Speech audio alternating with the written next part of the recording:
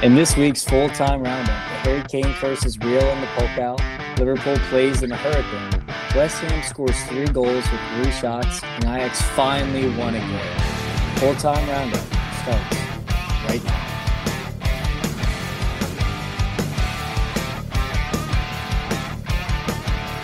Hello, everybody. I hope you guys are doing well. I am once again in the driving seat today. Look at me, Matt. I am the captain now. We had some good cup matches midweek. Always the cup, as our friends at Charlotte Soccer Show say. And always the cup. After a busy week for both of us with life and football, how are you doing, Matt? Daniel, this has come at a great time for me. This has been a long week at work, and so this is a nice little break heading into a Friday. Got a friend's wedding as well that'll set the mood tomorrow, so it's looking forward to that. A good friend of mine that I don't know if they listen, but I'll pitch them. Maybe not at their wedding tomorrow, but I'll definitely get them going. But we had some great matches midweek. Cup game, like you said, always for the cup, and then some great ones this weekend to look forward to as well. Absolutely. Just quick question, Matt. Are you more of a Vince Vaughn guy or an Owen Wilson guy? Owen Wilson. No, Vince Vaughn is one of a kind, and he's also like 6'6", and just I'm not that tall, so I'll stick with little Owen. Great. So Matt will be being a wedding crasher this weekend. And just a reminder before we jump into it, follow us on X at Full-Time Roundup. Follow Matt on Twitter at Life of Gesslin and me at Liverpool CLTFC. Make sure you like, subscribe, turn on those notifications, auto downloads, and just interact with us on Twitter. We'd love to hear from you. So starting off with the midweek games, just a quick EFL rapid recap. Newcastle beat United at home. Liverpool beat Bournemouth 2-1. Arsenal lose to West Ham 3-1. Everton beat Burnley. Fulham beat Ipswich. And Borough and Port Vale win their respective matches. Did you have any thoughts on any of these matches? Well, I guess we have to start with the one that everyone's talking about afterwards, which is Manchester United getting thrashed 3-0 at home. Another absolutely horrific performance coming off the derby this past weekend, where they got also beat at Old Trafford 3-0. A lot as if there wasn't enough heat on Erik ten Hag before this. You can't lose 2 matches at home 3-0. And more importantly, Daniel, to me, was the way the second game played out and just how poor United were. No reaction after, getting pretty thrashed. I would say 3-0 was not indicative of that scoreline. Of course, it's what it was, but Man City were clearly the superior team by far. And then to come out and have a real stinker performance against a Newcastle B squad, in all fairness. Oh, yeah. So that was, to me, that was the one that stood out. And then we can dive into that further. And then, of course, West Ham beating Arsenal was a big one for me too. But the other ones you kind of expected to come about. Of course, your weather situation there could have, changed anything. You never know in a game like that when it's that type of environment. It's more of just a nitty-gritty, heart kind of game. And you guys showed that you have that mentality right now. And so not a true surprise, but a good one. Yeah, but those were the 2 big ones, just coming out of yesterday. And, of course, there was 2 other games on Tuesday. Middlesbrough advances and Port Vale advance. But those were kind of fun storylines as part of the EFL Cup, as there's a story every year. And shout out to the EFL gods for having the championship. And I think Port Vale is a lower league team get the matchup, and they didn't have to play one of the big dogs. That's just cool because it'll be basically maybe a bye week or like a very easy walk in the park in a quarterfinal, but at least one team gets to go farther than they probably thought. Now you talked about United, and there's a couple recipes to success, and one of the first ones that you'd probably name is you win your home games. It's a toss-up for away games, but you win your home games. You build your home pitch is a fortress, and you don't lose those. And yeah, you mentioned they've lost 2 now, and I thought Rafa Varane was left out of the squad completely, but it actually was due to illness. So I did a little rant on Twitter about that. So apologies, left hand up. That's on me.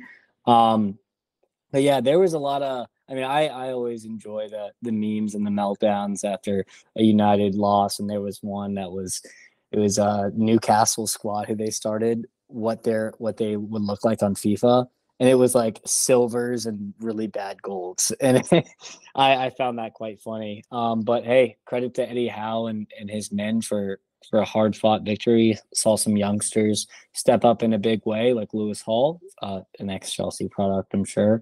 You would know that. And hey, Newcastle go far, and they get to face Chelsea next. So how are you feeling about that one? I mean, it's going to be it's going to all be determined by where Newcastle are in the Champions League at that point, and what type of lineup they're going to put out. Of course, Chelsea this is really this and the league are what they're playing for. So, we're going to have our strongest lineup like we did, pretty close to our strongest lineup against, a pretty low Blackburn side yesterday. So like that's what's going to come down to is us having our best lineup each week in this tournament, and some of those lesser teams having a B squad, or if we get drawn with Port Vale or Borough Middlesbrough in the next round, like that also contributes when luck of the draw, right? But for the next matchup with Newcastle, I would expect us to be in a much better shape. It's only in a couple weeks. I think it's actually week of the 17th or something like that, if I remember correctly. But yeah, it's gonna be a good matchup. Too big. If Eddie Howe wants to go out there and put his big boys out, it's going to be a good test. And we'll be in the middle of a really difficult run of fixtures as well. So it's going to be a good test and measurement of where we are as in this project. And can't say it enough. It's a project. Been saying that all season, but you really have to kind of put the expectations that this is now a project and be okay with that, and just know that that's kind of where we are. But winning an EFL Cup and getting a trophy would be a fantastic piece to the trophy case. And now I think it's a little different to take it back to the bigger conversation of Manchester United a little bit. Is like Eric Ten Hag got a trophy last year. They got top 4.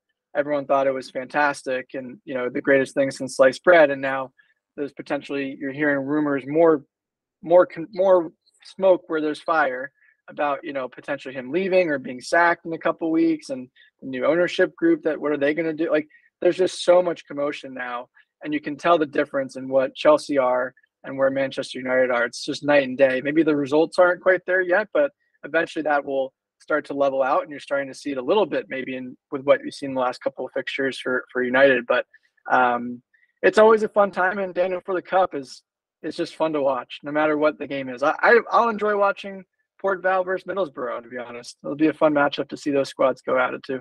It means everything for sure. And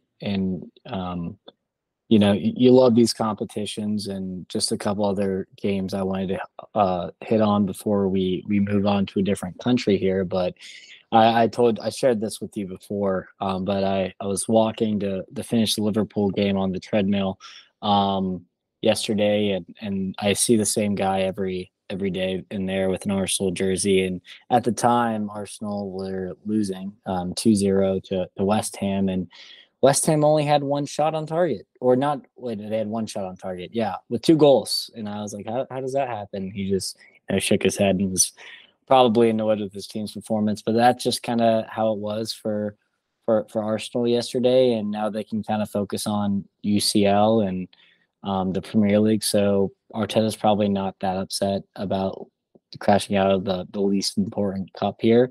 But, it's always good to win some trophies. So just real quick. I will say, though, just to piggyback off that, you mentioned that they kind of put out a second lineup or a lesser lineup, and they're going to be upset that they don't advance or that they don't win this tournament, and their bigger focus is. I don't disagree with that. My only counter would be is if Arsenal doesn't achieve any of the other things that they tried to achieve this season, and they had an opportunity here, right? If they win that matchup, they're in the quarterfinals against potentially, I don't know if the draw falls exactly the same way, but Liverpool, or at least they're in the quarterfinal. right? And they could potentially win a trophy. Yeah. If a lot of these other squads are playing lesser sides. Now that's out the window, and now the pressure amps up that you have to finish. You have to go far in the Champions League, and you have to, arguably compete for the title in the Premier League. Otherwise, it's kind of a failure a little bit for this season. Again, back to the trophy thing. A trophy changes everything if you get something in the cabinet that year. Yeah, winning cures all, trophies cure all, and it basically, you just explained opportunity cost. So I couldn't agree more with you on that. And so just want to kind of hit through. Oh, and last but not least, just real quick about Liverpool. We go up in the first half.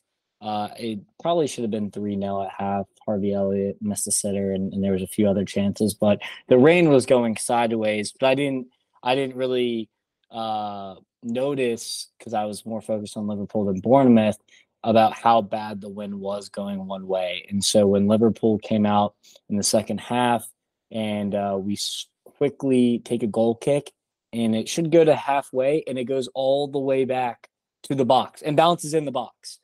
I was like, holy shit, I am in for a ride this second half. And it was nerve-wracking. We were trying to play out the back, and when you try to play out the back and you can't, because Irola's teams press, and you can't lump it long because the ball doesn't go anywhere, I was starting to think to myself, why the hell is this game not postponed? But alas, Klopp put on the big dogs, and Darwin Nunez scored a absolute worldie after they booed him or laughed at him for messing up the touch right before. Way to shush the haters, I guess you could say.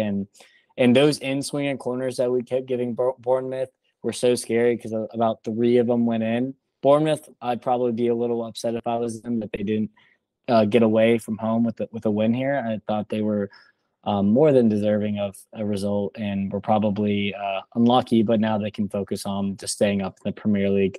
So just real quick, the draws, we already talked about: Newcastle, Chelsea, Liverpool draw West Ham, Everton draw Fulham, Port Vale, Borough. Any just quick predictions here, one by one? I'm going to say Chelsea, Liverpool, Fulham, Borough. Okay, I'm going to say Newcastle, Liverpool. I'm going Everton. Both Liverpool teams are gonna go through here. I bet they're gonna want to match that up too, and I'm gonna say Borough. It feels like to me, I don't know, you can agree with me or not, but it feels like the winner of the Newcastle, Chelsea, Liverpool, West Ham will be the 2 teams in the final, unless they draw themselves, or the eventual winner of the cups. Yeah, that's the thing. Unless they draw themselves, you have to think that the two, at that point, the 2 big boys that are left at the top there have the best chance. It would be great to see a Merseyside derby in the semifinal, right? That'd be great. That could be fun too. So we'll see what happens. But I wonder if Klopp will ask for a replay if they play in conditions like that and they lose or something like that. Crashing out and potentially and having to have an excuse, but. Okay, we don't have to hash it out, Daniel. It's okay. They grounded planes. We couldn't even get home because of the weather was that bad. I mean, it's complete. It's was it a complete an early joke. Kick? Was it an early kick? I mean, what? Like 7:30? First game out of the gate right after the break.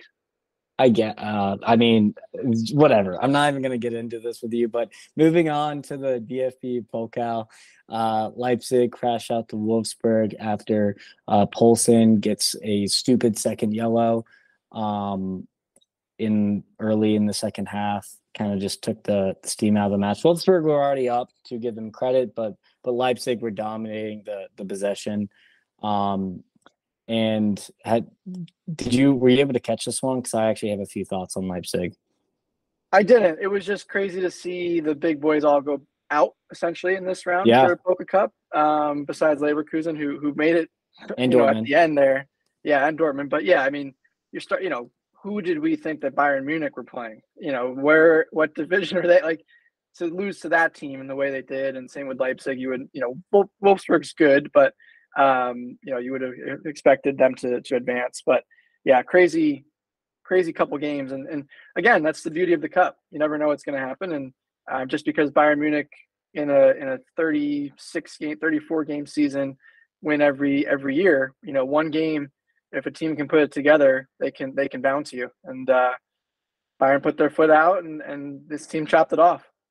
Yeah, absolutely. And so it's good to see that Wolfsburg can beat a good team because they've beat lesser opponents but haven't been able to get over the hump with a top 5 opponent. But there's one thing that I still have yet to understand. And Leipzig are a great team. I mean, you picked them to go pretty far in the Bundesliga this year, but I believe I had them to win the Bundesliga. To win the Bundesliga. Yep, that is correct. And the one thing that's driving me completely insane right now is, you're playing midweek, you're playing Champions League, and Sesko remains on the bench.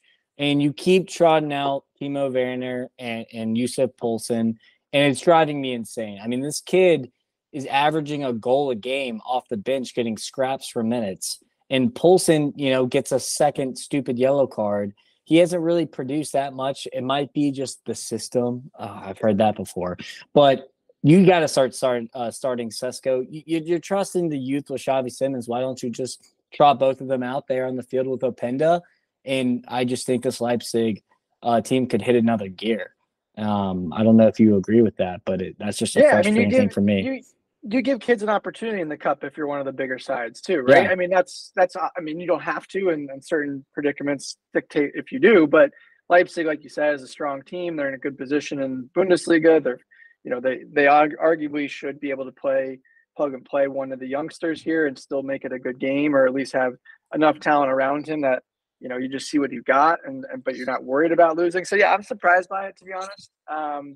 He is a young talent it hasn't been clicking either with the manager in training or just with his attitude or whatever it is, because he hasn't gotten too much time in the Bundesliga either, which is surprising. But you just wonder what's going on there, why the manager thought he wasn't a good fit for this game. But yeah, it's disappointing because you want to see some young talent. We've seen it across all of Europe where a lot of these kids are playing and they're thriving. They're not scared. They're ready for the moment and they can step right in and play. And it would have been a nice opportunity for the youngster.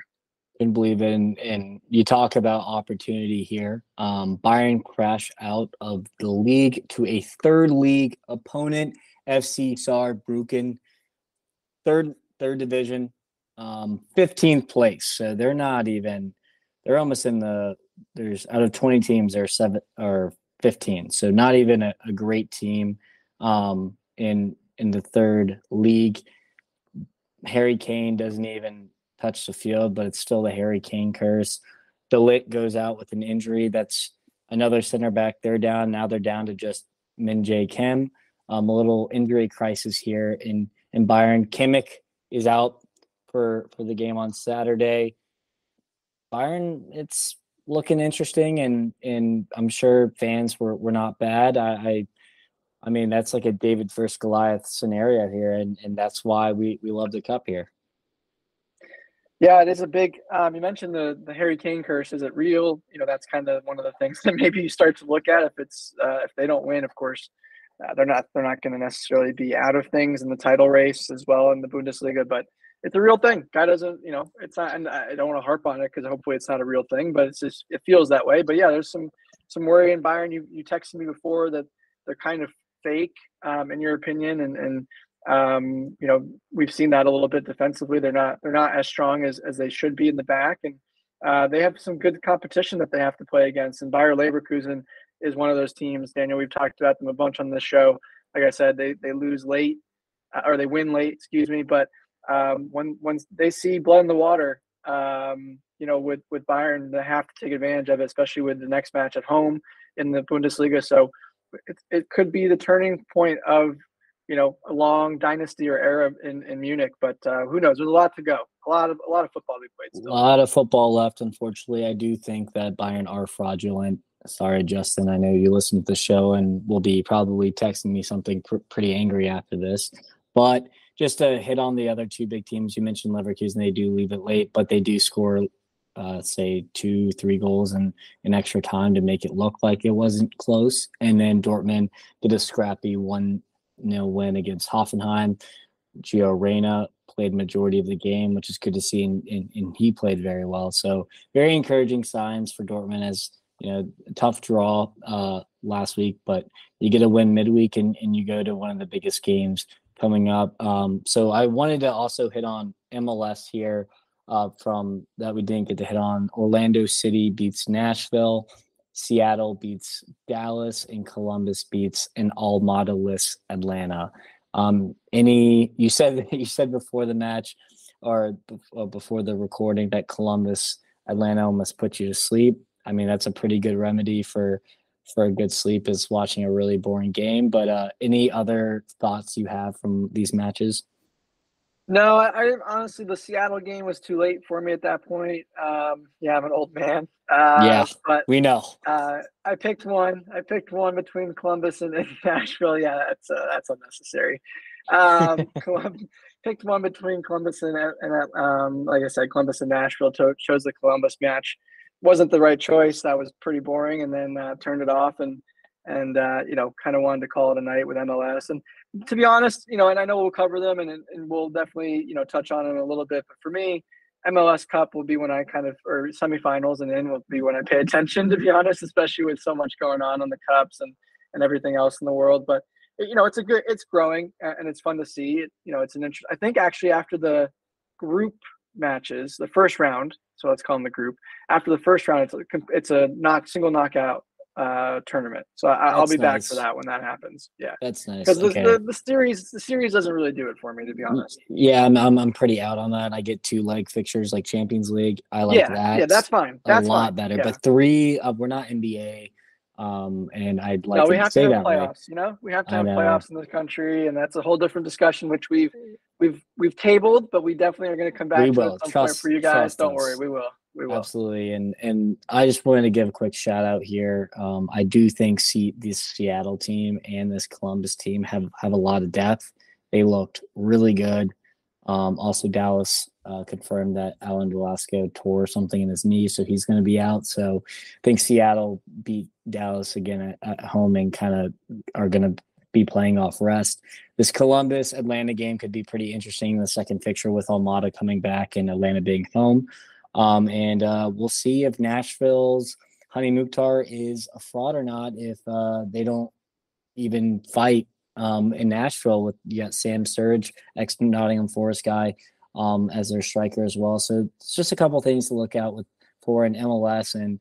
And before we take our break, I did want to mention that the World Cup 2034 was announced by Gianno Infantino, with Saudi Arabia becoming the 2034 destination. Matt, I'm going to give you the mic here for a little bit. Where do I begin? To be honest, and I do want to correct it, not to correct you, but just to make sure we're clear that it is not awarded yet. That's the only bid. Australia pulled out, unless there's been news today that I missed, but it was more of that. Saudi Arabia is basically a shoo-in. They are the only nation that has bid at this point. I think we all know what this is about. We talked about it a little bit earlier in an episode before, and just kind of what FIFA has done, and that it's turning the World Cup, it's not diminishing it a little, as much as it is hard to say that, but it's definitely tainting it a little bit, I would say. But the tournament itself, like on the pitch, is fantastic, of course. The politics and everything outside of it is an absolute disgrace, and it's sickening, and it's all about money. And we knew that this was going to happen when they allowed Morocco, the whole thing with 2030, with 3 nations, or the 3 continents and 6 nations hosting. So that was by design. If you think that was not by design, so that Saudi Arabia could host the World Cup in 2034, you're delusional. That's what happened. And it's really unfortunate. I don't really want to get into a diatribe about it tonight, Daniel, but it's a bad look, and I'm really not too thrilled with it, even though I knew it was coming. And but again, it's not going to diminish or make me not watch it, but it's unfortunate, and you just hope maybe there's a change of heart. And theoretically, the board could make a different choice. They have to vote on it. I think it's in 2 weeks. But realistically, I can't see them proposing another nation just out of a whim or out of a hat, and not taking the money that Saudi will throw at them. And it's going to be a big number. We'll never know what that number was, but it'll be a very large number.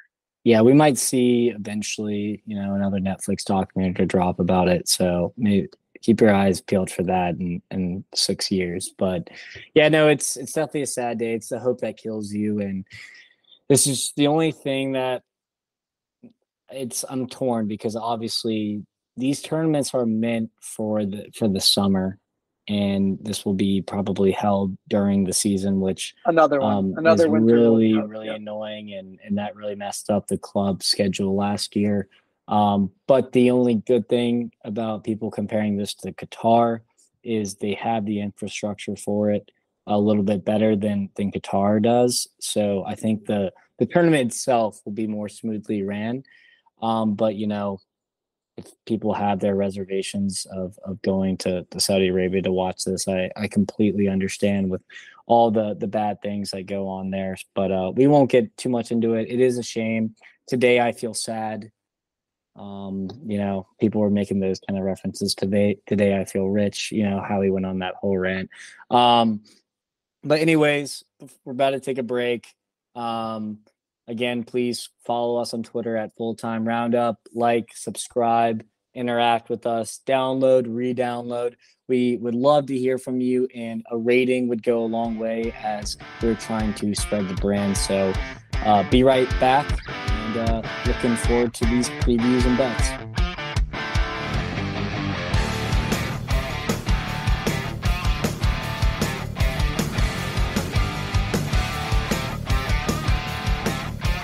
All right, we are back, and we have our previews. There were a lot of games that I was looking at the schedule, and it's, you had El Clasico, you had the Manchester Derby last week, you had Napoli, Milan.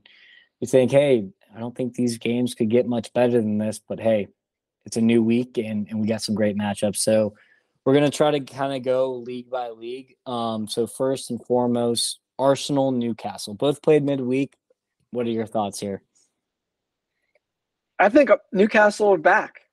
We talked about Eddie Howe having a tough period earlier in the season, but I think they found that groove, and they're kind of back in good form, and a team that's very dangerous. And I think Arsenal are struggling a little bit, squad rotation, and just not the same oiled machine it was last year. So yeah, give me Newcastle, even though it's on the road. 2-1. Oh, it's at home. It's at St. James Park. Yeah. I'll take Newcastle either way. Newcastle are phenomenal at home. They have a great atmosphere. This is a tricky one. So I'm gonna go 1-1 or 2-2. I think that not having Isak is gonna not give Newcastle the edge here, even though Callum Wilson did score a brace against. Who did he play? Oh, he played Wolves. Excuse me. And I'm sure Arteta is going to be pumping the boys up, ready to go. So I do think they draw here, which is going to be interesting to see how it shakes out on the table, though. This is a top 5 matchup here. So a lot of implications here. Moving on, a London derby, Spurs, Chelsea. Matt, are you nervous? Have you been waking up in the middle of the night with sweats? How are you feeling about this one? No, the sweats start on Saturday since this is a Monday fixture. No. Oddly enough, I feel confident. Oh no! For some reason, I have a good friend that listens and big Manchester United fan. He knows who it is. But we talk, and we do a underdog bet each week. No money for anything. It's just points that we add the total underdogs, and whoever gets at the end of the season gets like a beer or something, or a 6-pack. And I didn't pick Chelsea as the underdog, but he did.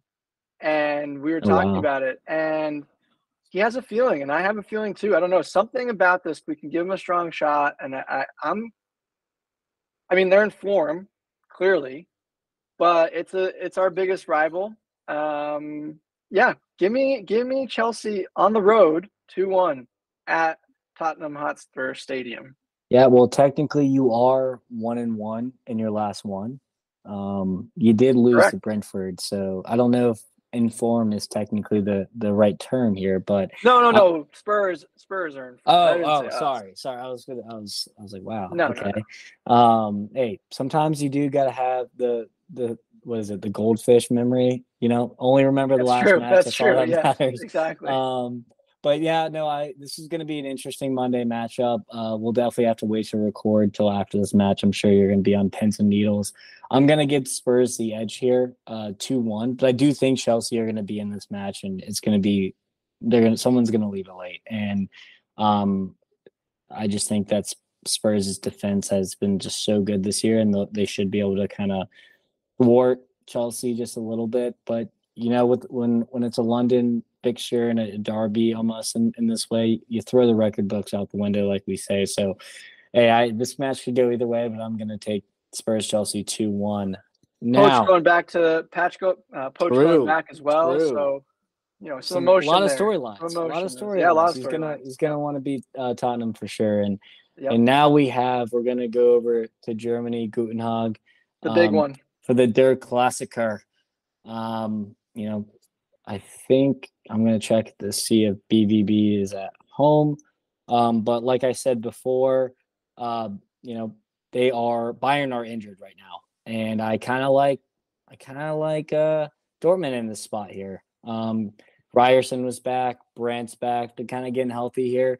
I'm gonna go 3-2 Bayern, but a draw would be a win for Dortmund as well. Sorry, 3-2 Dortmund, but a draw is also feels like a win. I feel like for Dortmund here. I'll go 2-2.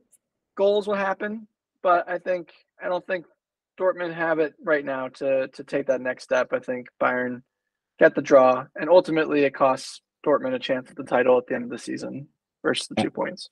Absolutely. Dortmund have been very good against big teams this year. They've struggled against lowly opponents. So that's why I kind of like Dortmund in this matchup. But it's going to be a great game. I can't wait to tune in for it. It is at Dortmund as well. So that home atmosphere, the fans are going to be going Yellow wild. wall is no joke. Wall is no joke. And they're going to be pissed about last year. So I imagine them to turn up and I don't know, all their yellow, looking like bumblebees. Next, we have Hoffenheim and Leverkusen. Hoffenheim have slowly been creeping down the table, and Leverkusen remain red hot. Who do we like here, Matt? Give me Leverkusen. I'll take it. 2-1. Yeah, no, this Leverkusen team has given me no reason not to take them. So I'm going to go ahead and keep hitting when the iron's hot. They are playing away at Hoffenheim, but Leverkusen did rotate quite a bit, and Hoffenheim did not midweek. Therefore, I am giving Leverkusen the edge. So I'm going to go 3-1 Leverkusen. Next, we are going to transfer over to Spain. Only one in Spain, but Real Sociedad, Barcelona. Real Sociedad are in fantastic form. Barca are in panic mode at fourth. Atletico Madrid also play Friday, so they could kind of make some room in the table here. What do you think is going to happen here, Matt? Big one for Barca, especially after El Clasico. Hopefully some players back healthy. Real Sociedad, they're no joke. We've talked about them before on the pod. Man, this is tough. They need to keep pace. Atletico Madrid, if I'm going to just pivot real quick, I think they take care of business on Friday tomorrow against Las Palmas and jump to the top of the table with that game in hand. Man, Barca against Real Sociedad. 1-1. 1-1? Yeah, it's a tough one. Real Sociedad are really good. Yeah, no, they are. You mentioned Atletico Madrid play Las Palmas. Just for title race implications, Real Madrid play Rayo Vallecano, no slouch, and Girona play Osasuna, another team that's sneaky. So should be pretty interesting to kind of look at where they end up at the end of in the week. But I'm gonna go 1-0 Barca. I think Barca with Lewandowski and I was Rafinha. torn. That's kind of where I was too. It's gonna be scrappy. 1-1 or 1-0. Yeah, very low scoring. Hopefully Lewandowski. He played minutes, so did Rafinha. So they should be back. They're going to be pretty pissed off after losing El Clasico. I expect a pretty good get-right spot here. Now going to Italy, Fiorentina, Juve. We weren't able to kind of report it on the show on Monday, but Fiorentina lost in like a 96 minute from a Immobile penalty for Lazio. Now they have to play Juventus. How do you think this match is going to go? 2-0 Juventus. Yeah. I'm going to go 2-1. No, I'm going to go 2-2, actually. A draw here. I think Fiorentina are going to get right here. I think there will be some goals in this match, which should be an interesting watch for the neutral. And if Fiorentina can they're trying to fight for that top 5 status, so they would love a win against Juventus, and I'm sure the Milans are kind of waiting for this one. Now we have Atalanta Inter. How do you think this one's going to go on? Man, Inter need to keep going. That's the thing. And Atalanta, a really good side, as we've talked about before, too. There's some good matchups today that you've chosen. Thank you. You're welcome. Inter, tie, draw, 1-1. 1-1. I'm going to go 2-2 here. I think a draw is here. I think Atalanta are just too good right now, and Inter Milan they're not going to win all their games. Well, maybe I'm wrong. Exactly. But exactly. Now, the only thing I would say, if it's not 1-1, it's like going to be 4-1 because Lautaro Martinez is going to score 2 or something ridiculous. So it's going to be a blowout for Inter, or it's going to be 1-1. And Inter also scraped by against Roma in like the 83rd minute. So this is another tight match. I think that Gasparini, the Atalanta coach, was definitely taking notes about that game and has figured out a plan to stifle them. Atalanta beat I think it was Empoli on Monday pretty handily. So I think they should be able to at least get a point here. And last but not least, we go to Ligue 1 in France. Nice, Rennes. Nice are top of the table. Rennes are fighting for top 4 status here. Who do you like here? Nice will probably take care of business. It's at home as well. Of course, we're kind of always keeping an eye on the table as whereas PSG, and now PSG are right behind them. So I think this is a squad they're happy to play against. At this point, when you first have PSG coming right down your throat, you want something a little easier to kind of ease into that versus a big matchup that puts that extra pressure on you. So yeah, and I may be just overthinking it, but I think that's a real thing. I think Nice will take care of business in this one, low scoring game, 1-0. But yeah, their time at the top is going to be limited. But they get one more week. Absolutely.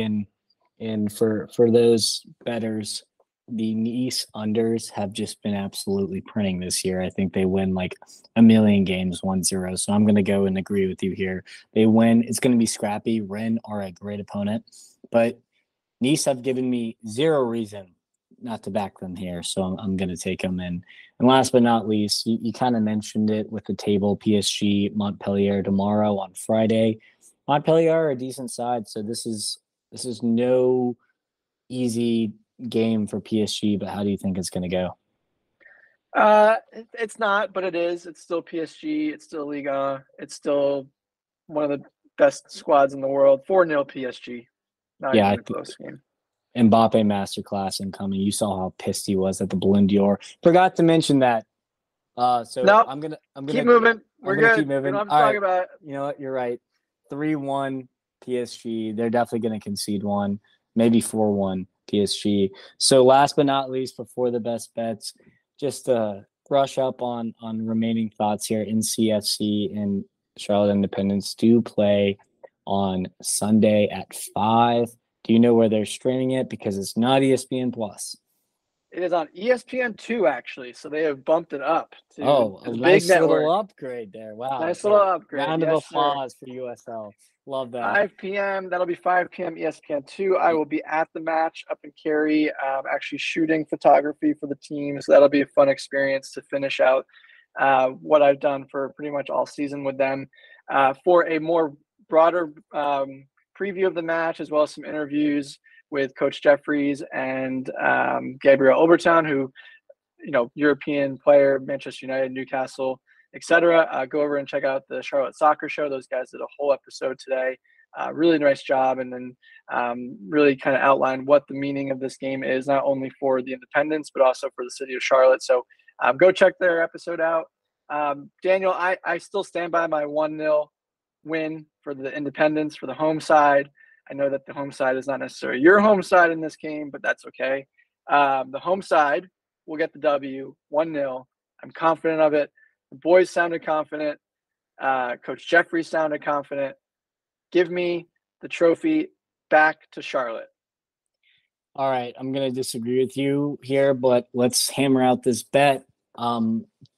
You okay with doing dinner for next recording? Yeah, dinner works. I'll take dinner. I would love to see you bald with a shaved head, but that was just never going to happen. He's getting up there in age, so you never know. You never know there. Or do like a funny. There's plenty up here. If I had a good beard, we'd do something funny with the beard, but I don't. I'm still in my juvenile stages. I know. But should be a fun game. I think it will be high scoring. So, or not high scoring. Not high scoring, but like a 2-1, something like that. But finals are very cagey, so I could be very wrong, and you could be absolutely right on here. And last but not least, we'll just quickly. I'm sorry, but Messi wins his 8th Ballon d'Or. Do we have to? We have to. I mean, he's the best player in the world, best player of all time. So he won a World Cup. So he had the resume. Didn't have the best club finish he would like to at PSG, but Haaland and Mbappe were kind of the runners up there, and I'm sure neither of them are happy. But hey, maybe the Haaland, Mbappe, throwing Jude in there. Would be an interesting thing for the next. But all right, best bets. So recap, 24, 14, and 7 on best bets, 7-9 with parlays, up 26.25 units for the year. Just to recap, our parlay last week hit, but we only had 3 legs.